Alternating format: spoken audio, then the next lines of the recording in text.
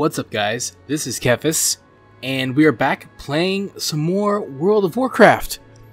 We're about to sneak in on this little Murloc meeting. There's tons of them over here. We gotta sneak in and throw these pheromones on the knoll, so shh, be very, very quiet as we sneak in here and target the right thing. Oh, geez. Hang on. Oh, there he is. I had the wrong guy targeted. Are we doing it? There we go. And we're just gonna back away now. Yeah, they didn't even see us. And watch, I love it. They swarm him. They're like, you smell kind of interesting. Like, oh, hi there. I'm just a bush moving around. Ignore me. And then that one little guy kind of runs away. He's like, peace out. Let's see if, oh, there he goes. I'm gonna see if they actually see me. Nope, they're fighting him. So yeah, they slowly kill him. Yeah, so there you go. We did that. We did a good job. Okay, we're gonna get the heck out of here. I'm just gonna run right past these guys. Nothing suspicious going on here. I feel like I'm playing Fortnite right now. Got the bush on, you know. I'm running around. People are like, that's a suspicious bush. What the heck's going on? Alright, so let's get the heck out of there. That was fun. That was a weird quest, but we got it. So we're moving right along, and we're gonna be moving on to the next half section of this area. I like how I still had the bush on when I was mounted up. That was kind of funny. So anyways, we're still leveling up in Lochmodan, still having a good time, getting chased by bears. It's fine. We're going to get back to town here, figure out what we're going to do next. Ooh, giant spiders. It's a good time here in Lochmodan. So, I've been loving leveling up in this game still. Been looking forward to Battle for Azeroth. The more I play in the alpha, or I guess it's the beta now, the more excited I get for that expansion. There's so much coming that I cannot wait for. You know, even like the story aspects that are getting exciting. But you know, like there's a lot of controversy around the game. I mean, it's to be expected, isn't it, with this game? Because I feel like, I don't know if anybody else feels this way. And I'm not saying that, you know, people shouldn't criticize WoW or criticize anything. Everything is deserving of criticism. I'm fairly known, you know, for criticizing Warcraft. That's part of what put me on the map to begin with. But man, there are times where I feel like no matter what Blizzard does with the game, we're going to wait and turn those in because those are the Explorers League documents. We're going to go ahead and grab them all before we turn them in because I think it'll make it more fun. Alright, so we're going to go meet up with these three guys. But no matter what they do with Warcraft, no matter what decisions they make, it seems like, well, it seems like there's just a portion of the player base, and I guess it's the players that visit the forums, that are on the subreddit, maybe even some that watch YouTube videos. Honestly, not too much here to be, like, I don't seem to attract a whole lot of that, but it seems like there are some places where no matter what they do, people complain. And I think someone explained it really well. Someone's, you know, it's kind of been said a bunch of times, like, the people that actually like the game, the people that are happy, are the ones playing the game. And they're the ones populating the game and running around doing what they're doing. And then those other people who aren't are complaining on the forums or the subreddit or Twitter or wherever they can complain. And it seems weird to me.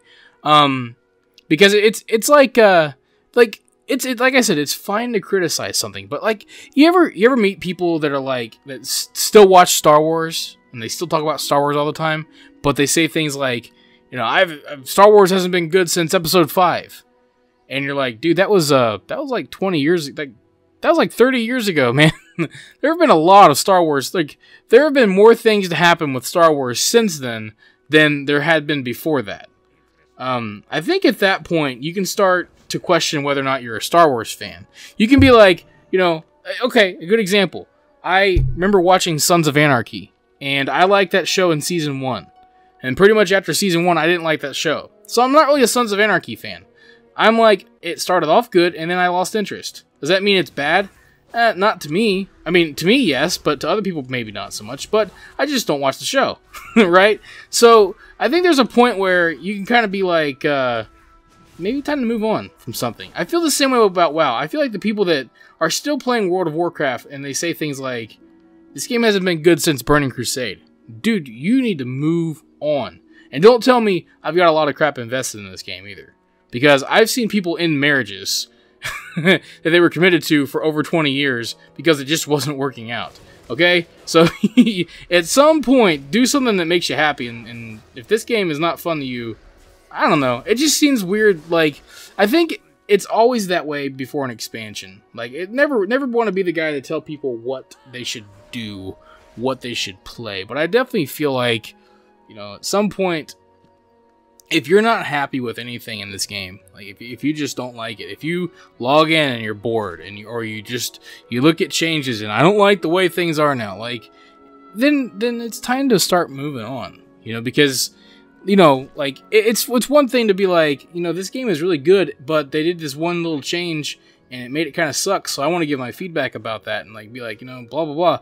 But when you're like, oh, the talent system sucks. The new scaling sucks. The story, they've never written a good story. The raids are boring. The PvP sucks. Like, you don't like anything. People get mad nowadays about everything. Like, allied races. Allied races are stupid. It's like, I mean, you know, they should just be more customization options. It's like, well, does it really matter? Does it really matter either way? Actually, this is kind of more fun because you have to unlock them. They have different differentiations to them. They are a little bit separate. It feels fun. You know, I remember the other day I heard someone, it was the weirdest thing ever. Like, we were talking about, I was having a discussion with someone, well, I guess maybe on the forum. I think I've just been hanging around the Reddits and forums too much lately. But, you know, we were discussing a character who could become a villain, and their logic was, oh, they're just going to become a loot pinata. And it's like, that's an interesting way to say villain, right? Like, what do you mean? Loot pinata. Oh yeah, so we're finding the different parts of the different artifacts out here that haven't been fully uncovered yet, making sure these dirty trogs haven't broken them. But they basically described the character becoming a villain as just another loot pinata, and it's like, well, you do realize that the game needs villains, right? Like, that is part of the game. The game. I mean, Sargeras is going to become a loot pinata, right? Agrimar was a loot. I mean, Arthas, the Lich King, one of the greatest stories in all of Warcraft, was ultimately a loot pinata, if you want to describe it that way. It's just a weird, it's just a weird thing, and if you're not careful, like, you might find yourself in the middle of a, you know, of a negativity, well, what I like to call a negativity circle jerk, right?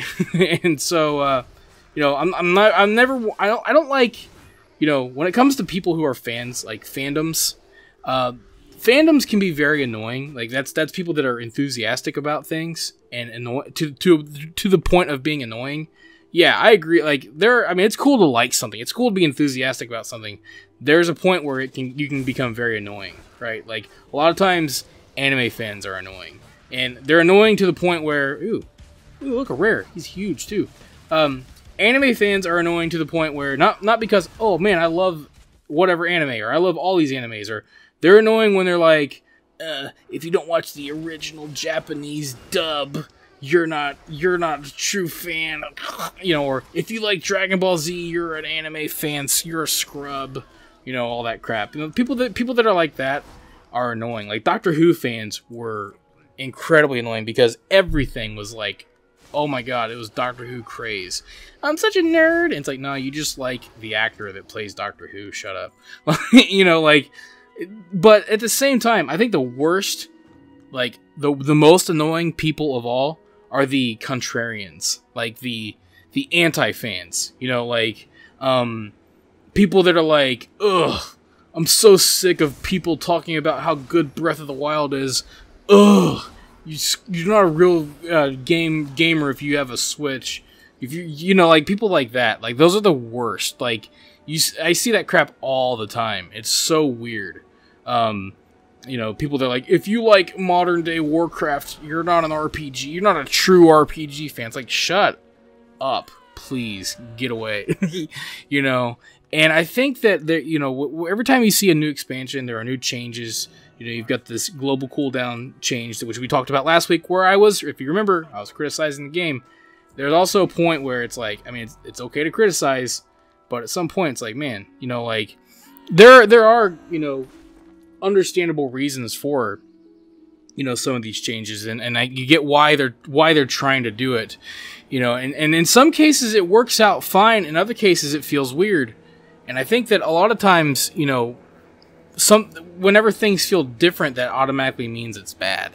You know, I think that's the problem. Is it you if you're trying to be subjective, if you're trying to be, or I should say, if you're trying to be objective and not subjective, then you know you can't just say something's bad because it feels different. You know, if it may feel bad for a minute, but that's because it's, you know, it's changed. And I think one of the hardest things for this game, whenever it releases a new expansion, is essentially, you know, you're buying a game all over again. You know, you're buying a new game. You're paying $60, $50 to play a game that's going to last you a couple years. So every single time they release a new expansion, it reinvents the wheel. One of the weirdest things I ever heard people, like someone say, was, "Oh, I'm so sick of, you know, gearing up again."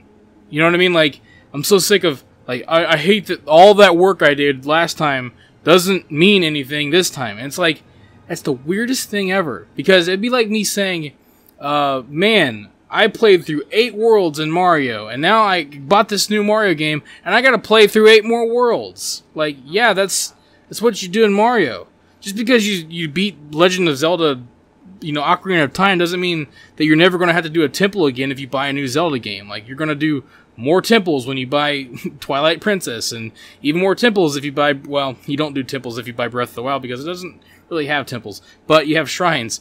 But, you know, it's a weird way. It's a continuous game. It has expansions, but it's essentially, like, to make it worthwhile, they have to basically recreate the game. So they change up how classes feel, how they play. They add new gear in, they add new systems in, and they do things to try to make it different. You know, they don't, even like as good as Legion was, they can't just do the same thing, you know, and expect that to be good enough. Like, if they just gave us, people are mad, like, you know, they don't have emissaries, there's no emissaries, it's not like, you know, it's like, they can't just redo what they did. I mean, they can keep some stuff in, but I don't want to do emissaries for another 2 years. Dang it, I sent my pet up to kill that bird, and I totally failed because I didn't get up there. So here's what we're going to do. We're going to bring him down, and when I loot him, I should be able to loot that other bird. Fail. But anyways, you know, like, so I'm okay with him as long as, like, the new thing is good. You know what I mean? Like I've completely done a 180 on mission table. I hated the mission table in Warlords because it was all there was. But when you add a mission table in Legion, and it's part of the game, and I didn't like that it was essential for certain things, but I love the gold making in it. It basically made it so I didn't have to do a whole lot to make a little bit of gold, which was nice. That's a good implementation of the mission table. I don't think we'll always have a mission table. I really don't. I think that eventually they'll drop it. But I mean, for now, it's it's going to be there in Legion, or in Battle for Azeroth, and hopefully there will be some good, you know, money making in it. It's really good. I think the mission table is great, specifically for, like, when you need a steady flow of some type of currency. So it's good for making some extra gold. It's good for getting pet charms. You know, it's good for getting that extra artifact power that you can get essentially kind of passively, because you do it 5 minutes, then you go play the game, and all those things that you can get on the mission table, you can also get in the real world if you want to put forth the effort. But if you don't want to put forth the effort, then you can get a decent amount, you know, through the mission table. And I think that's a good implementation of it. And I think that, like, you know, Blizzard, you know, they work to try and find the best. They have an idea that looks really good on paper, and then they have to figure out how can we implement this into the game to make it worthwhile. And I think that, like, with the mission table is a good example of how they've done that. I think world quests are some of the best things they've added to the game, and they should stick around. I think world quests are something that they can expand on and potentially evolve the game into having a quest system that feels a little bit more like world quests. I'm not saying they should drop normal quests entirely, but I definitely think that we could get into something, you know, a little bit where we can combine regular quests with world quests, and that's how you do things. I think that could be really good, especially when it's like, you go here and, you know, man, this wildlife is crazy. We should kill a bunch of these things. Like, there's the bonus objectives. I think there could be more of those. Because I think Guild Wars 2 kind of did that a lot. They had you go to an area, and there was a bunch of stuff that you could do to kind of finish the area. You really didn't get quests. And that's kind of what world quests are, but I actually think world quests are a bit better because, like, in, at least when I played Guild Wars 2, it was like this whole, there's like a big hub, there's a ton of stuff that you can do to fill up the meter. World quests are a little bit more specific, and you can get some pretty good rewards from them, and I think that's part of what makes it fun. I would have loved to have had world quests when leveling, because it kind of feels like adventure mode. Like World of Warcraft adventure mode, like kind of like how Diablo has an adventure mode. It feels a lot like that, and it's interesting. I would be interested to see if they could ever implement that in leveling. Because with like Legion Invasions kind of had that, where you could go do the Legion Invasion world quests, and you would level up that way. And that was a fun way to level up, because you didn't have to go get quests, you didn't have to run here and there and do a bunch of objectives. You just go and some of them were really easy. Like you just like the best ones were like the ones, well, my pet's like going all the way over here. Hey, at least he found a fox. We need that. You know, like you'd go and like you'd kill like a big Legion, you know, elite or whatever, and you'd get like tons of experience for it. It was totally awesome. But then like, you know, there were a couple that were kind of hard because it's just the randomness of the objectives. And like I would do them all because the experience was kind of worth it. But sometimes I would just skip out on the ones that gave artifact power because I was like, really not worth my time. Especially if it was like way out of the way. But I leveled up tons of characters through the Legion Invasion, and I think that I liked that style of questing quite a bit. So I would love to see something like that. But anyhow, Battle for Azeroth, kind of just going on tangents and going down a rabbit hole, so bear with me. But Battle for Azeroth is adding a lot of interesting things and some concepts, and I'm pretty happy with what I'm seeing so far. Honestly, when I played through the alpha, and I played a lot, I think that like the global cooldown changes are not as bad as a lot of people would have you think. And I think that a lot of people that complain aren't actually playing the game. Maybe they're just watching certain YouTubers that have strong opinions, and they're just, you know, parroting what those people say. I'm sure there are people that are in that don't like it. I'm sure that's the thing. But, like, I've played a lot of different classes, and I honestly don't feel like it's all that bad. I really don't. Like, it really doesn't feel that bad. And I know I use macros, but still, like, I still feel like I'm killing things really quickly. I don't feel like it's taking that much time. You know, and so, like, I'm not too concerned with them. Especially now, I mean, there were some abilities that didn't need to be on there. Like Disengage, that's a big one. And, you know, racials and trinkets, for crying out loud, those just don't need to be on there either. That was a good change. But it's not that bad. It just isn't, man. Like, it's one of the biggest overreactions I think I've ever seen. And like, you kind of see that a lot with WoW. You see a lot of, well, not with WoW as a whole, but like, with certain parts of the community, the overreactions are a bit much at times. And it's just kind of like, man, like, wow, we just slaughtered that guy. Another one is, you know, classes. You know, when you play your class and you look at it at first glance, and this is something that this is kind of a new thing that I see people talking about, and I kind of, on one hand, I kind of agree, and on the other hand, I don't. And I'd love to hear what you guys think in the comments. So, you know, by all means, feel free to. We can discuss these things, by all means. As long as we have a civil discussion, I'm okay with it. Because it's just a video game after all, so there's no reason to get actually mad. But, when you look at a class, like the way they feel in Battle for Azeroth, at first glance, you might feel like, man, this class is kind of bare bones. They really stripped a lot out. But then you have talents in there that you can pick and choose from. And that's where a lot of abilities come in. Like, as a paladin, when we went over the video, if you watched my... you know, macros, and we kind of went over talents for paladins. If you noticed, like, there's Hammer of Wrath is in there. That's an old ability. Consecration's in there. That's been around. Wake of Ashes from Legion. Inquisition from old Kata. I think that was Kata when Inquisition was added. I hated Inquisition. It was awful. But, you know, basically the mechanic of exorcism has kind of been added into Blade of Justice. Quite a, people are like, I miss Execution. It's like, I mean, Exorcism is like, I mean, technically, Blade of Justice is kind of like Exorcism. That's basically what it is. It's just that, it's just a little, I mean, it's just a different name. and a little bit of a different animation. So I guess if you missed the animation, I guess that's understandable. But honestly, it's basically the same idea, even the same mechanic. You can even get a talent that will give you that same exact mechanic. So with that in mind, it's like, I feel like, you know, there's a very basic rotation that I get without talents. And it's build holy power, spend holy power, use judgment on cooldown to enhance your next holy power spender. That's kind of the basic, you know, the baseline rotation. And then talents kind of flesh that out a lot. Some people are saying, like, Hammer of Wrath should be baseline. And I'm like, why should Hammer of Wrath be baseline?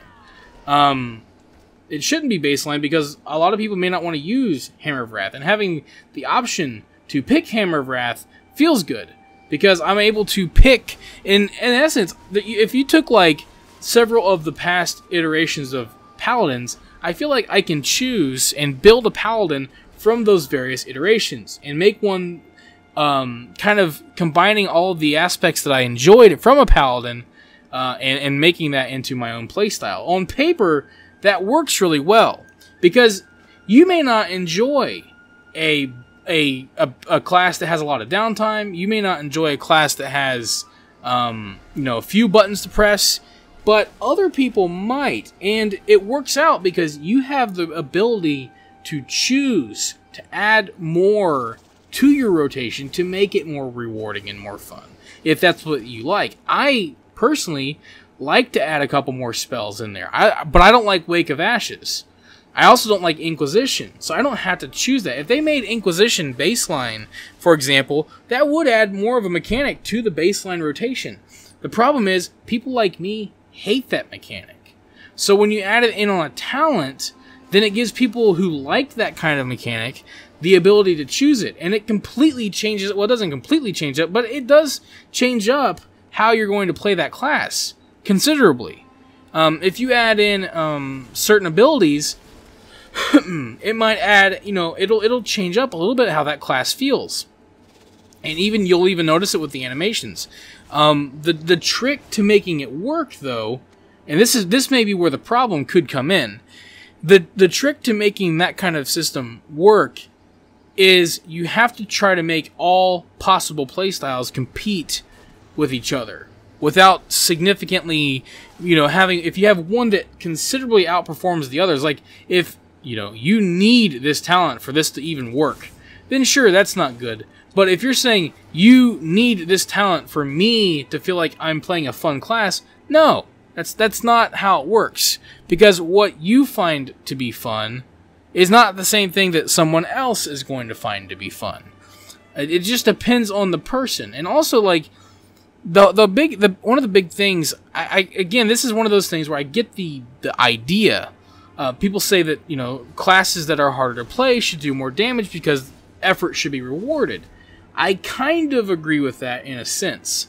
But on the other hand, I don't, because a number of things. Number one, if you want to play a harder class, then the reward should be, I like playing this class because it's more fun. It's harder than other classes. So, like, if you like playing marksmanship hunters because they're a little bit more involved than beast mastery hunters, you know, that's fine. By all means, go for it. But don't insist that you should be doing more damage because you're playing a spec that's more difficult. You're getting something out of it by playing a class that you enjoy because you like the challenge. If you go through and make, you know, I mean, I hate to throw government in here, but I hate to be a socialist. But the problem is, if you have one spec or even one class, like Shadow Priests are a lot harder than most classes. Okay, if Shadow Priests just do considerably more damage in relation to the amount of effort put in, then because this game is so obsessed with min-maxing, then you're going to have raid teams and you're going to have people that insist that if you want a DPS, you have to be a Shadow Priest. That's not good game design at all. But that's what people think they should do because people want to play a harder spec and then they want to, you know, elitist jerk themselves and be like, look at me, I play the hard spec and also I do the most damage, because they want the game to cater to that mentality. But the problem is, again, because this game is so obsessed with min-maxing. This game, like, the biggest thing about Warcraft is, you know, as someone who makes videos that kind of show, I don't do min-max guides, I do simplified guides. I do guides that are there to help people, you know, this is how you play this class if you're looking for an easier time. There are people that cannot wrap their heads around this at all. And it's really funny. You know, like, I will give, you know, I'm always open to feedback, to criticism, like, hey, you know, you should probably try to do this instead of that because it works better. Or if I give flat out, like, information that's wrong, I'm okay with people being like, you know, that's not true. I don't know where you got that from. But, you know, like, I do a considerable amount of research, and I look up different guides that are out there. I look up, you know, what other people are doing and stuff like that. And I think that one of the biggest things about WoW is that everybody, you know, has this min-max mentality. Not everybody. A lot of people. Well, I should say maybe a lot of people that watch videos, or I don't know. But there's a portion of the player base that, you know, they watch guides, they watch how other people do it. You know, they used to watch Swifty, they used to watch Asmongold, or, you know, maybe they watch Preach, or whoever's out there. And they watch them, they theory craft, you know, like, they go to places where people, you know, are given guides out there. Oh, we gotta go find the birdie. What? Siri, I'm not talking to you. What are you doing? Siri just thought I was talking to her. That was weird. Okay. That was weird. So, okay, we gotta kill these guys. But, you know, so they do all that kind of stuff. They have this idea in their mind about, like, what the optimal way to do it or whatever. But the thing that I've noticed is, like, there are, like, more often than not, when using my macros, which I will be the first to admit, there's not a lot of skill involved because I'm just spamming a button. There's not a lot of, I mean, there's skill in terms of building the macros, and I feel like I earned, you know, I should earn some cred for going through and testing macros and, you know, making them work well enough. But most of the time, I've done battlegrounds, I've done, you know, not just pug, I've done pug raids, you know, I've done, raids with friends, I've done raids with random, you know, guildmates, that kind of stuff. I've also done, you know, obviously, you know, Raid Finder probably people would argue isn't the best. I've done lots of pug dungeons, and the thing that I've noticed is more often than not, and I'm not saying all the time, I'm usually topping the DPS meters with my macros. You know what I mean? Like, and I'm not doing it the correct way, but more often than not, I'm doing better than, I'm performing better. And again, it's not because I'm amazing. It's not because I have a lot of skill. Because I use macros. I do it. And I won't say I cheat, but I have an easy system. I make things easier. I spam a button, and it's because what I've come to realize. And I've had people get mad. Like there was a time I was raiding with people that were so angry because a visually impaired person who uses macros was doing better than them. They were mad because there's a lot of factors that people don't consider. Yeah, and that's, you know, like, people go by spreadsheets, they go by theory crafting, they go by, well, this talent's better. It's only better if you can perform at that level. Like, if you can, like, the ultimate variable in the game is not all the right talents, it's you. And what I've found is that many times, more often than not, I perform better playing a simpler way than a lot of people perform doing it the quote-unquote right way with all the right talents, which makes things more complicated, more of a task. You know, and these are the people, they'll get on the forums, they'll tell everybody how much of a scrub they are, they'll talk about how you're doing it wrong, blah, blah, blah, blah, blah, and yet 9 times out of 10, they're the same people that are 5 or 6 names under me on the DPS meters because they honestly can't hack it. That's probably why a lot of people feel the need to, you know, get on there and berate people because they're mad, because they know. You know, because at the end of the day, again, it's you. It's your reaction time. It's your ability to perform that rotation. And if you're not a world first chaser, then, I mean, yeah, I'm all for improving your skill. I'm all for that. That's all fine and good. But I'm also all for having fun and having a good time. And also knowing your limits. I know my limits. I know that I can't keep track of a lot of different aspects of a UI. I know this. And then look at a class or look at a screen and try to follow a battle. I know that I can't do that. So, I find ways around it by using macros and finding systems that work and finding talents that are a little bit easier. And that's my philosophy when I approach WoW. But you have to overlook the people that are, you know, they're like, oh, you know, this is the theory crafted way, this is the right way, blah, blah, blah, blah, blah, and all that kind of stuff. Because, again, it's that same thing. There's just a group of people that, you know, they go by what some well-known person, or they go by somewhere, something out there, some theory crafting, some min-max. It used to be elitist jerks, and that's what we've called them, because that's always been a problem. So it's something to always, like, remember, and that's the thing about this game, is that you have a lot of people who, everybody thinks they're great, everybody thinks they know best, everybody wants a game that's designed around what they want it to be, and you have millions of people out there who play this game, and everybody has different opinions and ideas. So, with that in mind, that's why it's like, it's good to kind of, you know, when you go into it, you know, imagine when you're Blizzard and you're like, geez, like, these are the people that we have to, you know, sell this to, you know what I mean? Like, it would suck. It really would. Like, it would suck that's, you get a lot of, you know, you get a lot of that when you hear people talk. It's like, I've never seen more people, just like everybody thinks they're the best DPS in the universe, even though most probably are not. Everybody seems like in this game thinks that they're a, you know, world-class game developer, and they know what's best for this game. It's really bad with this game. It really is. Like, you know, like, that's why, like, whenever I say this, like, man, this is my idea. This is what I think. I'm not saying I'm right. I'm not a game developer, but this is what I think. This is what I think feels good. You know, and that's, like, gaining rep is not necessarily fun, but if you do it a certain way, it's not too bad. If you do it in a way where, you know, it lets me do it at my own pace, I don't feel like, you know, I have to I miss anything. Like, I kind of miss the BC version of gaining rep, where I could grind. Even though grinding isn't fun, at least I was able to do it at my own pace. The Wrath system, where I could use tabards, for example, I thought was great. There may be a perfectly good reason why that's not implemented now. Maybe they see something I don't. I liked it.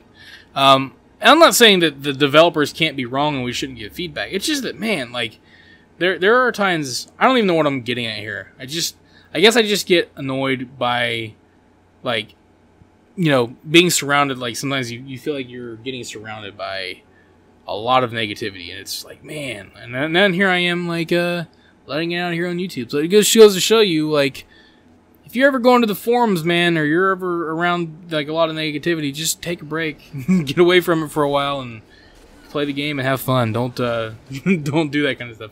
So, you know, it's just kind of funny. I think that, you know, we'll see in time how things work out, but I think that Battle for Azeroth is going to be a lot of fun. I think that, I thought there was something up here that I needed to get, but I guess not. So, I thought for sure that one of the Explorers League notes was up here, but I am not seeing it. I'm not even seeing an exclamation point on my map, so I don't know. But I definitely think that, you know, like, the new war mode is another example. I don't know if you guys, if you've out there are in the beta, or you've been looking into how war mode's going to work. Basically, war mode is the answer to getting rid of PvP servers. So right now, obviously, you join a PvP server, you're always in PvP. You join a PvE server, you're never in PvP unless you turn it on, and then you can play against other people. So the way it's going to work from now on is you go to your capital city and you can turn on PvP, and that's called war mode now. So in war mode, you gain 15% increased experience. I don't know if there's a benefit when you're max level or not, but you do gain a few extra talents, some CC breaker, and then a bunch of, like, different PvP talents that you can choose from, which is pretty cool. And then, you, like I said, you gain 15% increased experience. So keep that in mind when you are running around, you know, especially on your faction's island, because the Horde's going to go to Zandalar, the Alliance is going to Kul Tiras, so there won't be any enemy players for a while. You might as well go ahead and turn that war mode on so you get an extra 15% experience. I know I will, and I think they did that on purpose, because it almost works out, because they want to try to encourage people to try this out. Even people that don't like PvP, it's worth trying it, just because, you know, you might find that it's fun.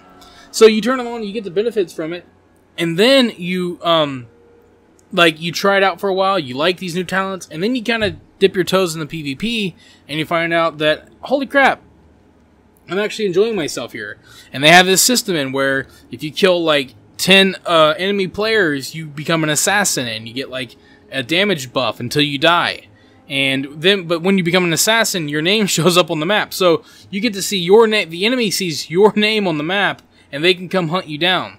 So you kind of make a name for yourself, like a little bit. It's just kind of like this neat system, this neat idea that, you know, it's the answer to to how to bring world PvP back in the game, which so many people have said they want.